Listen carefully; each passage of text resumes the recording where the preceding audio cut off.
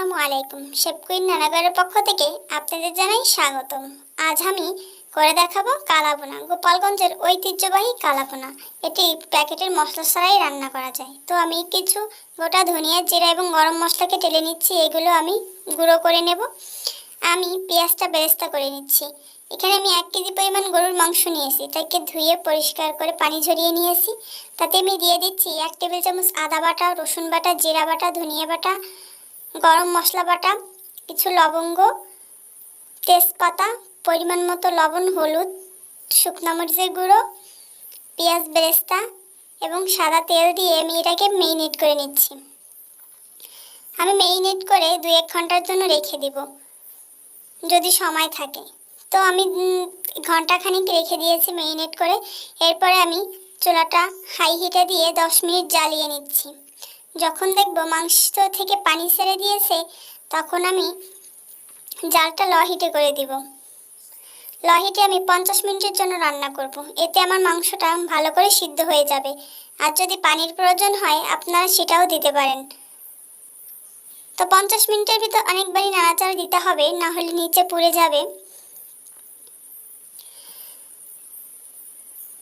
50 minute ধরে রান্না করার পর হয়ে যাচ্ছে আমার মাংসটা।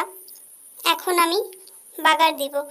আমি কিছু পেঁয়াজ বড় বড় করে কেটে নিয়েছি, শুকনো মরিচ দিয়ে সরিষার তেল দিয়ে আমি এটাকে ভেজে নিচ্ছি। এটা যখন আমার হালকা ভাজা ভাজা হয়ে যাবে, শুধু পেঁয়াজের পানিটা টানলেই হবে, বেশি পোড়ানোর প্রয়োজন হবে না। তারপরে আমি আমার মাংসের ভিতর ঢেলে দিব।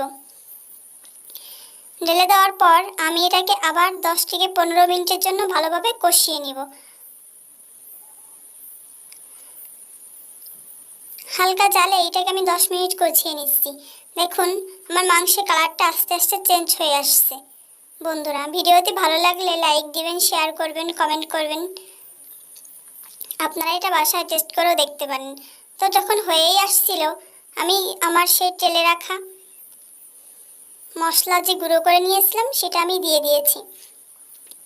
এটা আমি 15 মিনিট ধরে কষিয়ে নিব। বন্ধুরা, আমার ভিডিওটি ভালো লাগলে সাবস্ক্রাইব করেন। তো হয়ে গেল আমার কালাভুনা, অথেন্টিক কালাভুনা।